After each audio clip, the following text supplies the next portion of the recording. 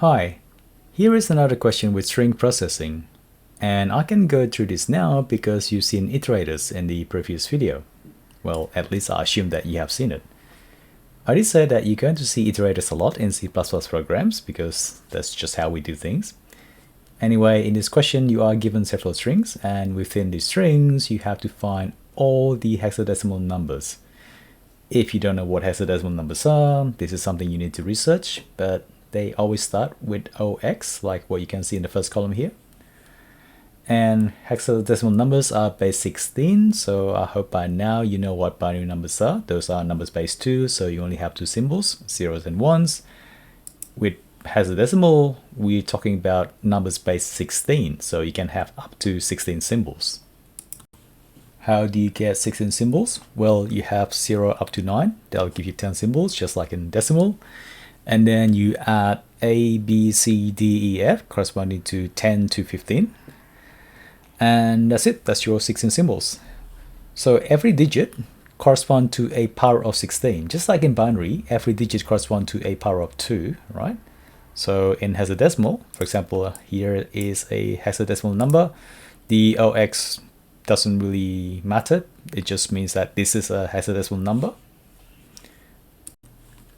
With binary numbers, you only see zeros or ones in the digits. So if you see 1, that corresponds to 1 times a power of 2. In the case of hexadecimal numbers, you got 16 symbols from 0 up to F, and they correspond to the numbers 0 up to 15. So if you see a symbol like C, for example, that corresponds to 12. So this digit here corresponds to 12 times 16 to the power of 0, which gives you 12. The next digit, F, corresponds to 15. So this digit will contribute 15 times 16 to the power of 1, which is 240, to the hexadecimal number. And you do the same thing for all the digits. It's always the value times a power of 16. And when you sum up all the values from the digits, you will get the value of that hexadecimal number in decimal. So as an example, the hexadecimal number B6FC is 46844 in decimal.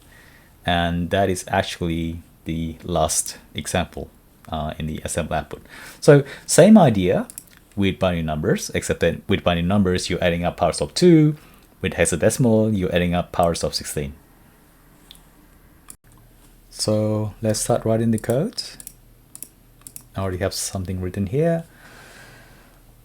So as you have seen before, this is just going to get a line from the standard input until there are no more lines to get. And what are we going to do? Well, let's start by finding a pattern in the string. What is it that I want to find? Either OX with small case x or capital case X. And the way we find something in a string is by calling the .find function. So this will actually return to you the position of the start of that string you're trying to find. So if I'm trying to find, let's say OX, then if it does exist, it's going to return to me where the string starts. So which position can I find OX? So we do that. Of course, the thing here is that we also have a different variation. We also have O capital X. So in that case, well, for the first one anyway, I'm just going to, well, I'm going to find both of them. I'm going to find OX, like with small x and then capital X. And then I'm going to decide which one is smaller, and that's going to be my first string that I process. So I'm going to do minimum of that, and also going to find O capital X. And that's just going to give me one of them. Well, the closest one, whichever is closer to the start of the string. Maybe we'll just test this because there's something I want to show you. Let's run it G++ main.cpp. Let's give it OX1234. All right, that's right. Run again. Actually, I don't have to run again. Just give it 123 OX capital X now, 1234, and OX1234 should give me index 3, which is good. Now I'm gonna give a string which doesn't contain OX, and I get -1. Yay. So it means it doesn't exist. Now, here's the thing. Usually when we can't find something, we use string NPOS instead of -1. I'll show you what I mean. So what I want to do is, as long as you can still find the pattern OX or capital X, then I want you to keep on going. So I'm going to have a while loop, and I'm gonna write POS not equal to, so not -1, but the convention is that we put in string NPOS, which is not exactly -1. It's -1 in long unsigned. Actually, why don't we print it out? So cout string NPOS.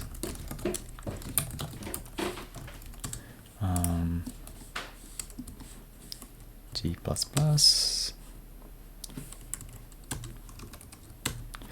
That's what string NPOS is, which is -1 in unsigned, well, long unsigned. So what I'm gonna do is I'm going to keep on looking for that pattern. Now you can actually call find with a different with a second parameter, which is the index where you want to start looking. So if I put in 0 there, I'm going to start looking from the start, which doesn't, well, which I don't need because I'm going to look for a start anyway at the beginning. But later on, I will say post equal to minimum s.find OX, and I can't just write OX here. Sorry, I can't just search for the string again from the start because, well, I'm gonna get the first occurrence again, which is not what I want. I want to get the next occurrence. I guess the easiest way to do that is just to say post +1. So imagine the string is 1234 OX 1234, and let's say there's another OX here. So post is going to be index 0, 1, 2, 3, 4, index 4, right? And if I start looking from the beginning again, I'm just going to get 4 as an answer again. So what I'm gonna tell C++ now is to say, well, look at one spot ahead, like start looking here, start looking from the X here. So the next OX that you find will be this one, because your string starts at X in a way. Like start looking for OX here.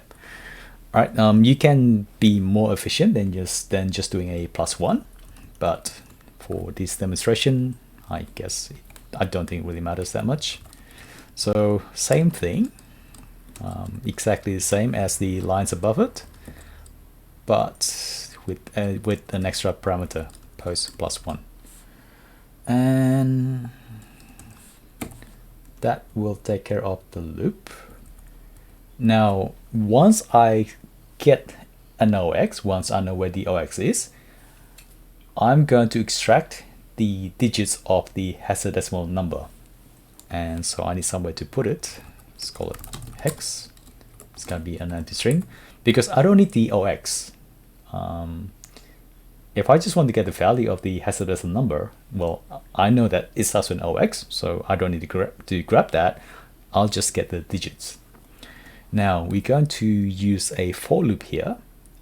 So maybe I'll write the example again. We have OX, let's say 1, 2, 3, 4.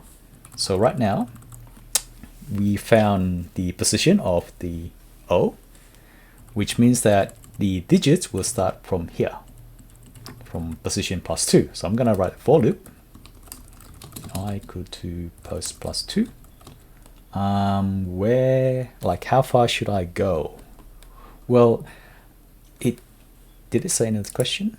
Yeah, it did. So in the question it says it says that the hexadecimal number will be at most FFFF. So 8 digits. Okay, good. So this will be from post plus 2 to at most post plus 10. You don't need to go further than that. However, there's one more complication. Actually, I should also say less than SL length. So this will be an I++. As soon as I hit a digit which is not a hexadecimal number, well, which can't be a part of a hexadecimal number, I have to stop. So, for example, you can have OX1234 followed by ZZYY, and your hexadecimal number is not going to be 8 digits long. It's just going to be the 1, 2, 3, 4. So we have to somehow break. I mean, if it's not a hex digit, if you get a character which is not a hexadecimal digit, you have to get out from this loop. So put a break here. And the easiest way to do this would be to write a function, I guess. So I'm going to make a function valid. This is going to take a character as an input. Now, here's a thing about C++. Unlike Java, you can't just declare a function anywhere in the source code. So you can declare a function down here after main. Usually we do that because main is the starting point, like you want to read the code from top to bottom. But if I just write a function down here and do something, let's say just return true for now, and let me put it down here. Valid will be s.add_i. Okay, and then I will delete this line, or just comment it for now. If I try to compile this,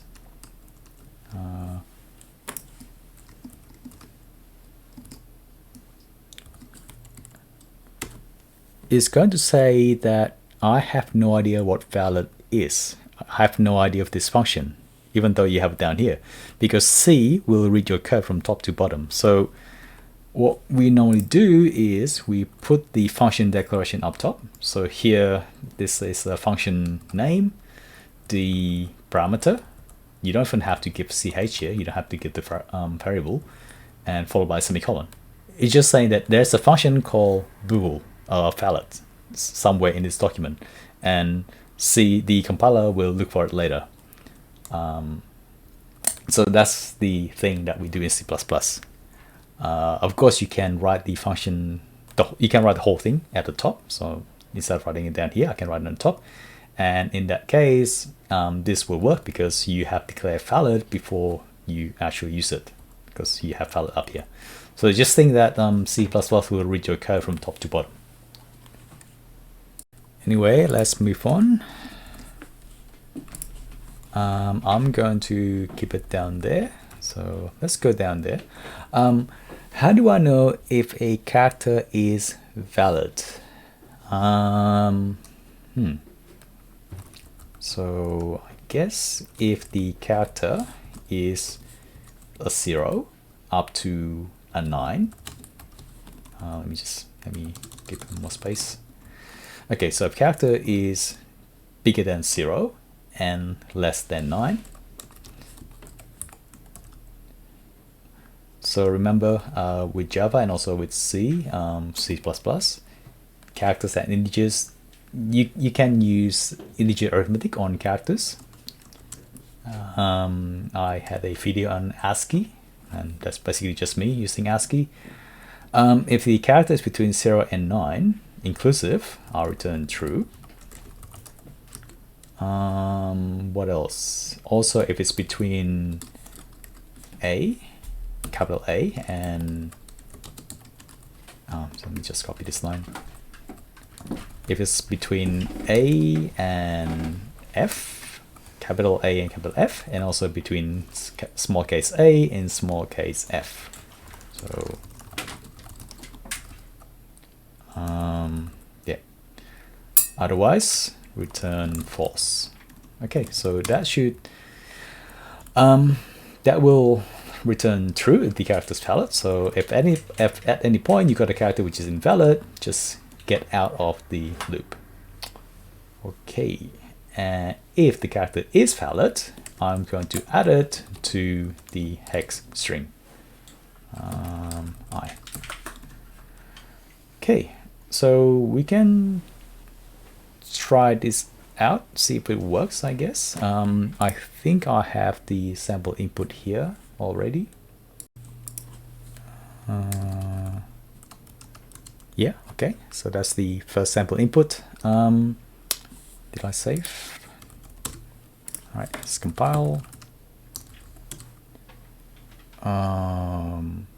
What did I do wrong? In statement in selection valid.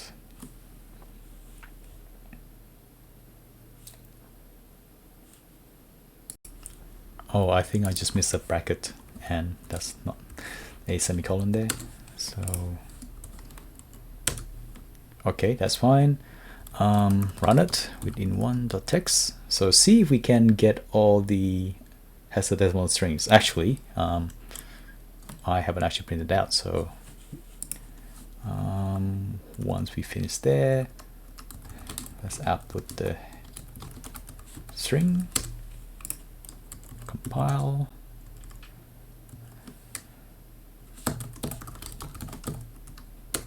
Okay, success. I'm sure that's correct. So we got all the hexadecimal strings, and now we just have to convert this into a decimal number.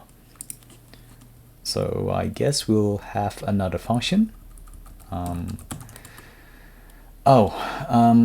did this before. I mean, this is why I can write the code so quickly. And I actually made a few mistakes. Well, I submitted a few times and got a mistake because I was trying to convert the hexadecimal number into an integer. So you need to know a bit more about how like numbers are represented using hexadecimal in order to know this. But basically, if a number starts with an F, so this corresponds to the bits all ones. This number here is actually negative. Like this is actually -1, which is the biggest negative number. Now, here the question is saying that a hexadecimal number should be as long as possible, but no hexadecimal number in the input is greater than OXFFFF. So it's saying that this should be the biggest number there is, which means that this is a positive number, in which case when I compute the value, I have to make it unsigned, not int, because int will produce a negative number. Yeah, depends on if you know how numbers are represented in computers. So an integer is 32 bits. And if you look at 2 power 32, that's actually 4 billion. Well, 4 billion something. And the idea with integers is that you can represent a number from -2 billion something to +2 billion. Or you can represent numbers from 0 to 4 something billion. So either you want int or you want unsigned. So this time we want unsigned because we want OXFFFFF to be a very big number. So this function here is going to be unsigned. I'm just going to call it convert. I'm going to take a string, and then I'm going to return to you an unsigned number. So I'll write it down here. Unsigned, convert, take a string s, and let's process that string and convert it into a hexadecimal number. I'm going to be a bit lazy here. I'm just going to write something very simple. yeah, I'm just gonna have a lot of if statements. You can probably do this more elegantly, but just make something which is easy to understand. Okay, so every digit is going to correspond to a power of 16. So let's store it here. This is this variable pow is going to be powers of 16. We're going to work on the string backwards, so we're going to start from the last digit to the first digit. So for in I equal to not 0, s dot length minus 1, I greater than equal to 0, I plus plus, I minus minus, sorry. And then what? So, well, okay, this is where I'm going to be lazy. If the character is an A, or the character is a small case a, then I'm going to add a corresponds to 10. I'm going to add 10 times whatever the current power of 16 is. So if right now I'm at the last digit, I'm going to just do 10 times 1 because that's what power is at this time. Okay, else if it's a B, same thing, I'm gonna do it with 11. So just copy that 5 more times. So that would be a C, a D, E, F. I don't need this. F, E, D, C, 12, 13, 14, 15. Did I miss anything? No, I think I got it. Okay, if it's not any of the character from A to F, that means it's a number. So what should val be? Okay, so you get that, and you're gonna get a character from 0 to 9, and 0 corresponds to 48 in ASCII. So whatever number I get, I'm going to take away 48. So basically, if I get the character 0, that corresponds to the integer 48. So 48, I want 48 to correspond to 0, so that's why I do minus 48. And that's it. If it's an invalid character, if it's not one of these, then it will be rejected by the valid function we wrote before. Okay. Now, once I have that, I have to multiply power by 16. So power equal to power times 16. You can actually do this as well, or even shorter notation. You can write pow this like that. So any of these will do. I'll just keep it at times 16 because that's probably easiest for you to understand. But I would normally write this line here, like shift power to the left by 4, because I talked about this in another video about bit manipulation. Basically, if you shift something to the left, you multiply by 2. If you shift something to the right, you divide by 2. So shifting to the left by 4, you multiply by 2 4 times, which means you multiply by 16. Okay, so okay, that should work. That should be it. Going back up here, I have the hex string. Oh, I do have to print out the OX, right? Yeah, I do have to print out the OX. So let's clear this up. Let's print out. Oh, I made a mistake because whatever the string that I get, it can be O capital X or it can be O small case x, so I have to keep it somehow. Okay, sorry, let's go back up here.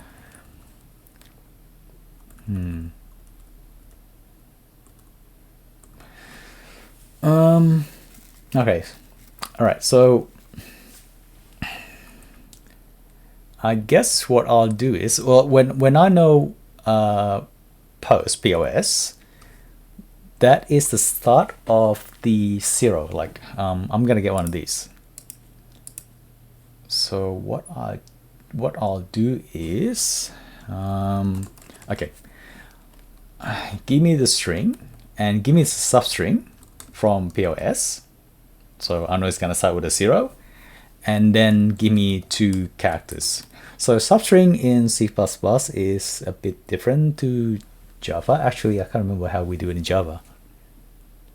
I think in Java you give the starting index and the ending index, whereas in this one here you give the length that you want in C++. So here I want a string of length 2 starting from post, and I know that post is going to be a 0, so either I'm going to get 0x, sorry, 0 small case x, or I'm going to get 0 capital X. Okay, so hex will now start with OX. Okay, let's try to print it out. I'm going to send so now when I send it to convert, I have to drop the first 2. Well, it doesn't matter. I'm going to send hex.substring 2. So here I don't have to specify how many characters I want. I'll just say give me the substring of the hex starting from index 2. So if hex is OX1234, it's just gonna send 1234 to the function convert. Okay, and a new line. I think that's it. Let's try it. No, oops, I never return anything. Okay, we want to return the value. Oh, oops, that should be unsigned. I'm sorry. That should be fine as an int. And return val. Okay, compile that. Run it. And I think that is what we want. Okay. So I guess I'll try to submit this. I'll do this. I'll turn off the recording when I do this. And if there's a problem, I'll let you know. Okay, the code got accepted. That's good. And well, that's quite a bit already. I mean, what have we done so far? We talked about ASCII, we talked about converting to hexadecimal, but most importantly, maybe you learn how to find a substring. And I guess this part here is the one part that you can improve, because it's a bit of a waste, because you're finding a string twice. You're finding OX and then you're finding OX, so like small case x and then capital X. You can imagine this is a bit of a waste, right? You only need to find the first occurrence. So if somehow we can match, like either give me OX small case or OX capital case, and there is a way you can do this. That is by using regex, as in regular expression. Now, if you never heard of regular expression, then this is gonna be completely new to you. I suggest that you try to look up a bit about regular expression. So basically, instead of finding the exact string as a pattern, like I'm asking C++, go find me exactly OX small case or OX capital case, I can tell C++, go find me OX, either one of like small case or capital case. The syntax looks something like this. Give me, well, in C++, it must be a string. You will have brackets between them. And I'm saying I want this to start with an O, and then it can either be capital X or small x. So the regular expression will look like this. So this is a pattern that means either O capital X or O small x. Okay, so how do we use this? Well, you need to include regex library. Now this is the pattern, and I need to make a regex variable. So let's call it regex pattern. So pattern is variable name, and that's what I'm going to be looking for. Okay, actually, I can put it way up here, right? Because it's always the same pattern. Okay, now how do I actually find the pattern inside S? Okay, there's a function called regex iterator. Well, it's actually S regex iterator. So what it's going to do is it's going to go through your string. Well, you tell it where you want to start looking. So I have a string called S. I should probably put it here. I have a string called S, and the iterator for that string is s_begin and s.n. Then I give the pattern. So then I will call this auto start.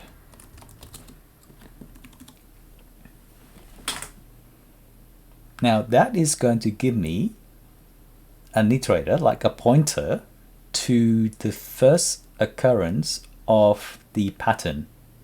And actually it's more than just pointer. It's going to give me an iterator to the first occurrence of the pattern. And if I go to the next iterator, it's going to, well, if I move the iterator, it's going to give me the next occurrence and so on. So hopefully that makes sense. Let's try this. Let's try this code. I have to modify the loop structure a bit. So I need one more here. Actually, I need the end as well. I need to know when the iterator ends. Iterator. Okay. Just wondering if this is the right place for me to do it. Yes. Okay. So now using these like start and end, I actually know the location of all the string starting with OX. Doesn't matter if it's like capital X or small case x. How do we iterate through all the matches? Let me just clear that up. Why don't we just try that?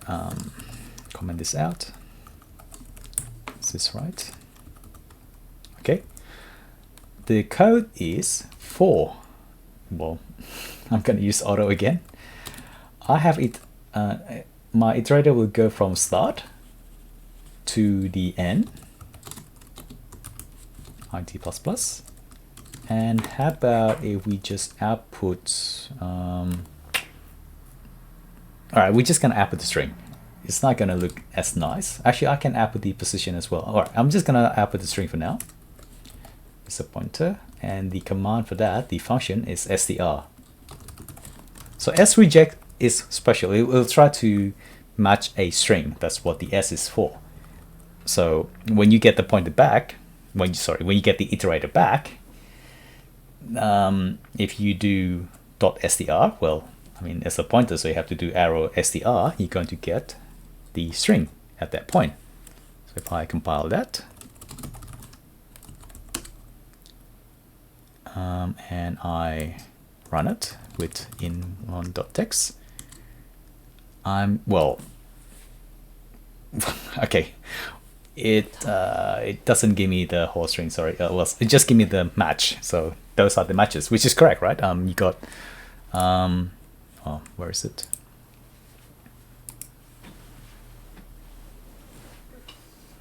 You got, sorry, just want to show you the output.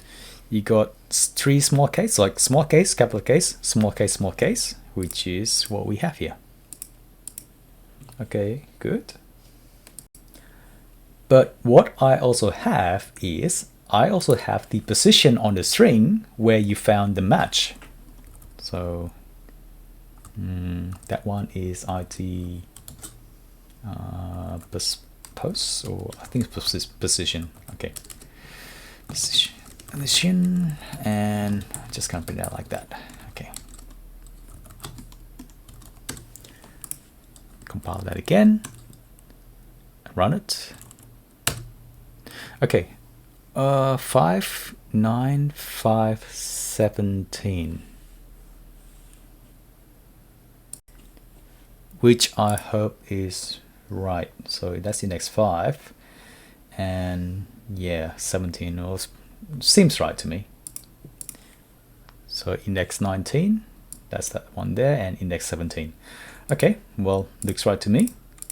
So now if I know the index where it starts, I can grab the string. Well, I'm just gonna do the thing I did here. Okay, so let's move the code line by line. Well, that is going to be IT position, and actually no,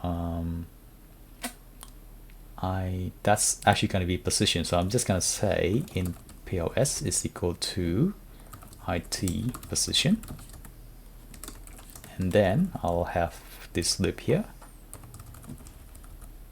So starting from position +2 up to position ... and I'm gonna have string hex equal to IT val, because that is the SDR, which is the string that got matched. So hex is going to be OX small case or OX uppercase, like depending what OX you found, and the position is going to be where the position where that starts. So position +2 is going to be, well, you're going to skip the first 2 characters, and the rest should be the same.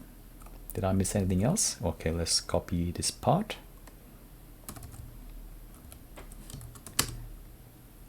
The good thing here is that I never have to call find again, because, well, this regex will do the work for me. It will give me like an iterator, and if I move that iterator, I'll just get the next match. So that should be it, actually. So let's try that again. Yep, so just like before. So you have now 2 versions of the code. One is using find, whereas I tried to find a string. Did I get rid of the code for that? Well, I guess I did, but you can see remnants of it here. Like that's what we did. And this option, I use regex. So it's a lot more automated. I mean, this is why you need to understand how iterators work in C++, as you can see from this code. So this is simpler to write in a sense, and it's also more efficient. Well, I'm guessing it's more efficient because we are comparing regex, regular expression, so we don't have to, with the version here, because I'm calling find twice, I'm traversing through the string twice in a way, whereas this one here, I just do it once and I get all the matches. So yeah, this should be a more efficient method. I'll try to submit this now, and yeah, if there's a problem, I'll come back. But if not, that will be the end of my video, and I guess thank you for watching.